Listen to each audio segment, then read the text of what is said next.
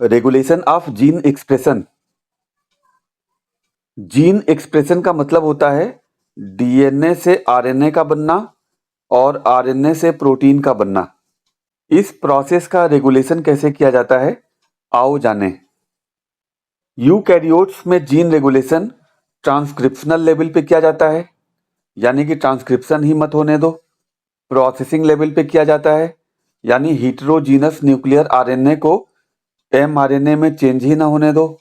जो एमआरएनए बना न्यूक्लियस के अंदर उसको साइटोप्लाज्म में जाने ही मत दो, यानी एमआरएनए के ट्रांसपोर्ट लेवल पे किया जाता है। और मान लो एमआरएनए बन भी गया तो उससे प्रोटीन को मत बनने दो, यानी कि ट्रांसलेशनल लेवल पे किया जाता है।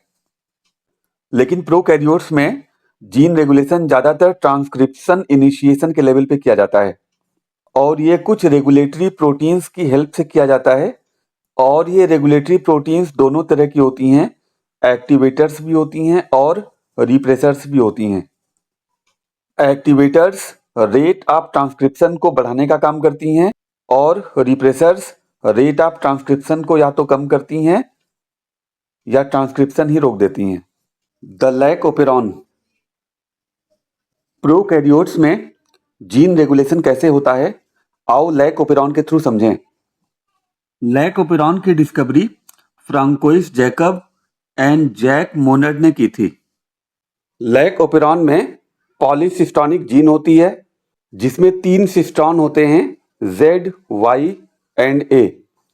इस पॉलीसिस्टोनिक जीन का अपना एक सिंगल प्रमोटर होता है और एक टर्मिनेटर होता है। प्रमोटर के पास में एक और सीक्वेंस हुआ करती है जिसको ऑपरेटर कहते हैं, जो प्रमोटर और जीन Z के बीच में होता है। और एक और जीन होती है जिसको हम I जीन कहते हैं। I जीन का अपना सेपरेट प्रमोटर होता है। I जीन एक कॉन्स्टिट्यूटिव जीन होती है, मतलब इसका लगातार ट्रांसक्रिप्शन और ट्रांसलेशन होता रहता है। ट्रांसलेशन के बाद प्रोटीन बनती है जिसको रिप्रेसर प्रोटीन कहते हैं।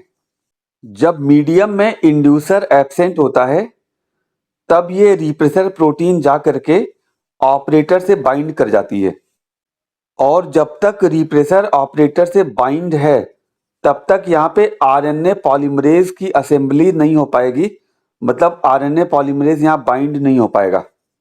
इससे क्या होगा, स्ट्रक्चरल जीन का ट्रांसक्रिप्शन नहीं होगा, ट्रांसलेशन नहीं होगा और कंसर्निंग प्रोटीन्स नहीं बनेंगी और ये ओपेरॉन ऑफ रहेगा। जब मीडियम में इंड्यूसर प्रेजेंट होता है, यहाँ पे लैक्टोज इंड्यूसर का काम करता है। लैक्टोज एक डाइसैकेराइड हुआ करती है जिसका यूज बैक्टीरिया लैक ओपेरॉन के थ्रू कर सकता है। तो जब मीडियम में इंड्यूसर यानी लैक्टोज प्रेजेंट होता है तो ये बैक्टीरियल सेल के अंदर डिफ्यूज होकर के जाता है और रिप्रेसर प्रोटीन के साथ में बाइंड हो जाता है और बाइंड करने के बाद इसको इनएक्टिव कर देता है। रिप्रेसर प्रोटीन के इनएक्टिव होते ही ऑपरेटर फ्री हो जाता है।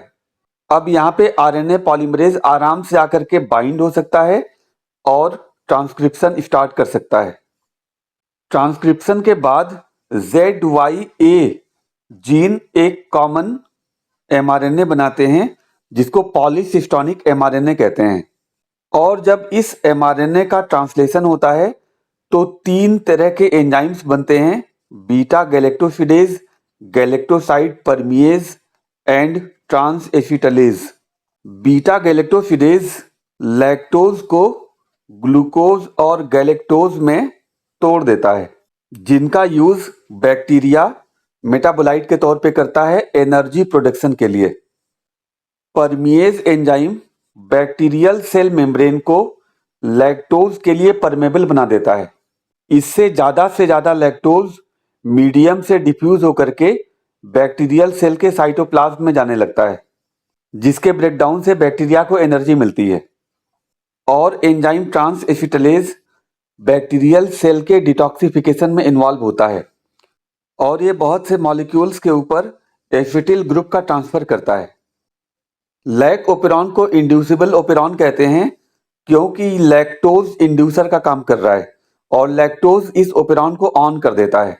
जब किसी ओपेरॉन को रिप्रेसर प्रोटीन बना के रेगुलेट किया जाता है तो इस तरह के रेगुलेशन को निगेटिव रेगुलेशन कहते हैं। वैसे लैक ओपेरॉन का पॉजिटिव रेगुलेशन भी होता है। तो इस तरह से बैक्टीरिया और अदर प्रोकैरियोट्स में जीन का रेगुलेशन होता है।